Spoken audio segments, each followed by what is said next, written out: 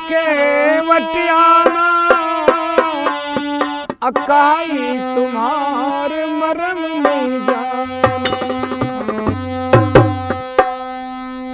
के मांगी ना उनके वटियाना अकाई तुम्हारे मरम में जाने।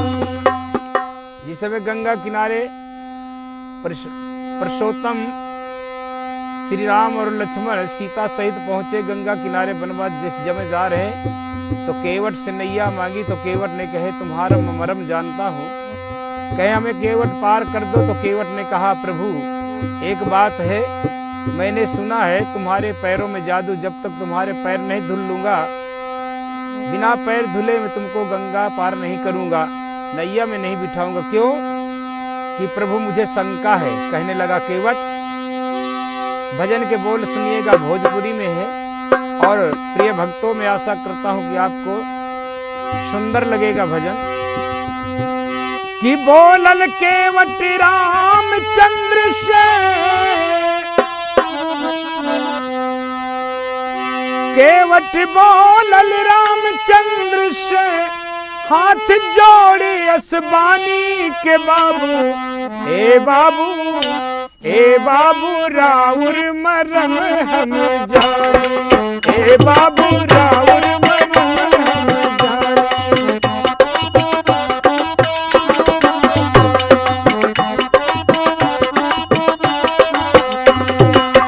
केवट बोलली रामचंद्र से, केवट बोलली रामचंद्र से हाथ जोड़े असबानी के बाबू ए बाबू राउर मरम हम जानी, ए बाबू राउर मरम हम जानी।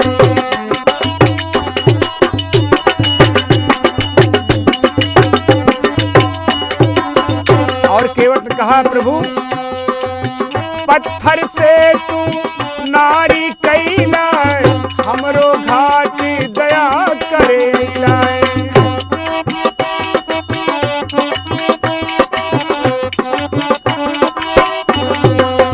पत्थर से तू नारी कैला हमरो घाट दया करे आईला।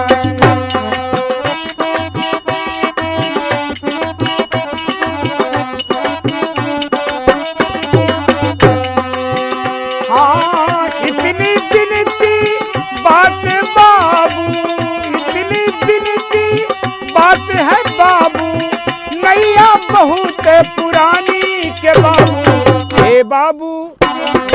ए बाबू राउर मरम हम जानी, ए बाबू राउर मरम हम जानी, ए बाबू।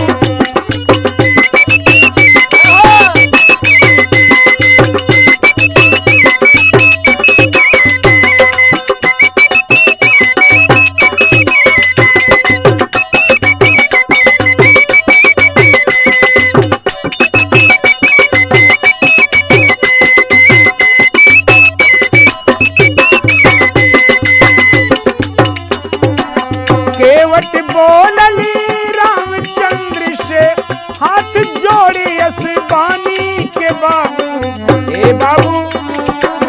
बाबू राउर मरम हम जाने।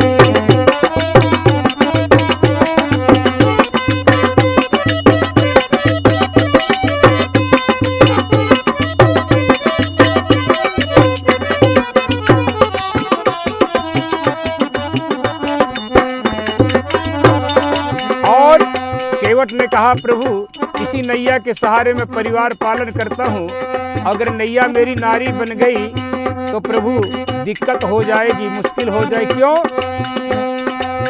कुटुंब भरे कई नाव सहारा, कैसो कैला गुजारा।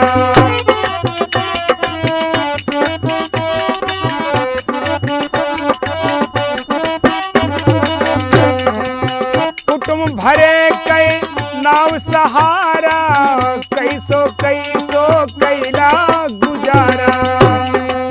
यही नैया के सहारे प्रभु कुटुंब परिवार पालन करता है, इसलिए कुटुंब पाँव भरे कै नाव सहारा, कैसो कैसो कैला गुजारा। और प्रभु झूठी तन का बात न बाबू, झूठी तन का बात न बाबू, जाने गंगा महारानी के बाबू। हे बाबू राउर मरम हम जाने, हे बाबू राउर मरम हम जाने।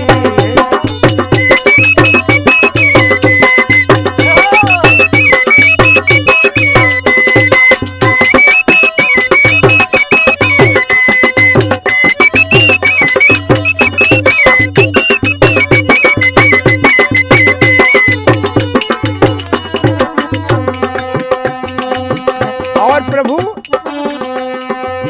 पहले राउर पाँव पखरी बे, फिर गंगा के पार उतरी बे।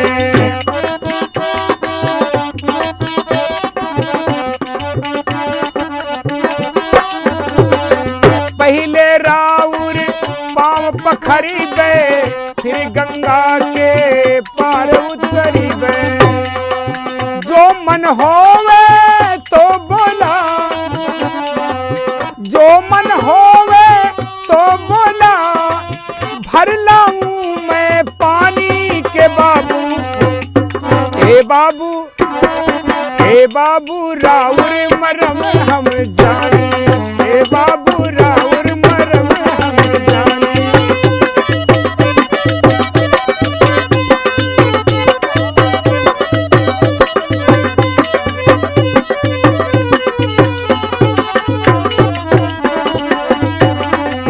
केवट बोलली रामचंद्र से, बोलल केवट रामचंद्र से, हाथ जोड़ियस बानी के बाबू। हे बाबू राउर मरम हम जाने।